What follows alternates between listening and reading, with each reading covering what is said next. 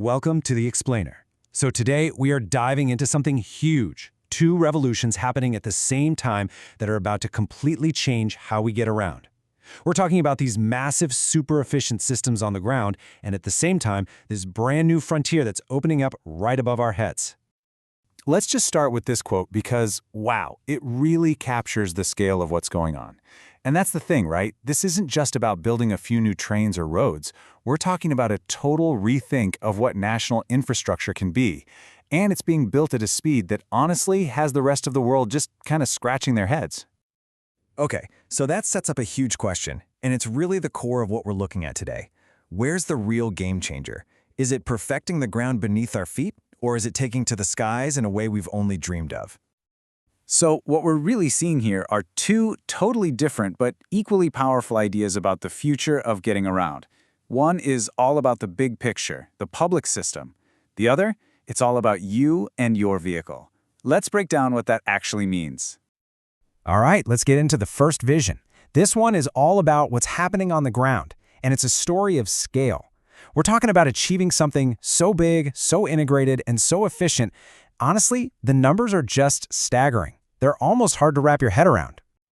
Okay, get ready for this number. 45,000 kilometers. What does that even mean? Well, think about this. That is more than enough to wrap around the entire planet Earth. That's the size of China's high-speed rail network. It's the biggest in the world, and it's not even close. And the craziest part? They're still building more. And we're not just talking about long tracks. These things are fast. We're talking a regular speed of 350 kilometers an hour. That's not a top speed for a special run. That's just normal. To put that in perspective, a trip that normally feels like a big deal, like going from one major city to another, suddenly feels more like your daily commute. It just completely changes your sense of distance. And this obsession with scale isn't just on the rails. Look at the airports. You've got these mega hubs like Beijing Daxing, right? Designed for over 100 million passengers a year. But here's the really smart part. It's not just a big airport. The high-speed trains, they pull right into the terminal. It's all one system. The whole idea is to make travel completely seamless. You know, it's really not about one single piece of tech being cool. It's about how everything connects. You've got the high-speed rail, which links up to these gigantic city metro systems. Those are then supported by smart highways using AI to manage traffic. Those highways are filled with electric, self-driving vehicles, and all of it is supplied by some of the most automated ports on Earth. It's like one giant interconnected machine. So yeah, the tech is amazing. But you know what the real story is? The speed. I mean, we're talking about projects that in most places would be debated for decades, just getting planned, funded, and done in a couple of years. That's the thing that's really changing the game. It's redefining what's even possible. Okay, so that's vision number one. Now, let's completely switch gears. We're going to look at a totally different way of thinking about this. Instead of perfecting the grid on the ground, this is all about creating a brand new one, up in the sky. And this approach is really interesting.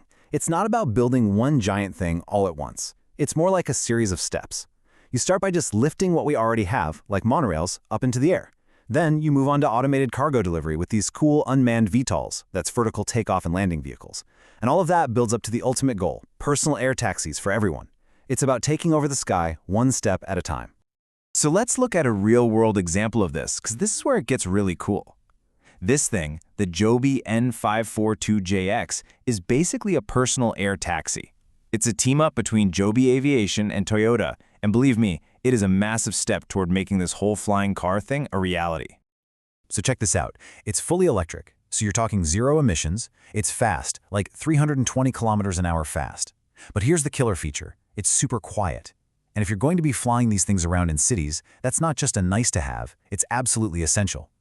This is pretty much exactly what you'd imagine a flying electric car would be. Okay, so that's people. But what about stuff? Let's switch over to logistics. This is the Kawasaki K-Racer X1, and it's a perfect example of how this sky-based revolution isn't just about passengers, it's about moving goods too. Now this thing is a completely different beast. Forget quiet and clean. This is all about raw power and automation. I mean, they literally took the supercharged engine from a Ninja superbike, a motorcycle, and built a drone around it. It can carry 100 kilos, and the whole point is to have a supply chain in the sky that's completely unmanned. It can go anywhere, anytime. Okay, so now we've seen these two incredible but very different visions. Let's actually put them right next to each other. Because when you do that, you really start to see that these aren't just different technologies, they're different philosophies about how we should move in the future. And this really nails it, doesn't it? On one side, you have the model that's all about the system.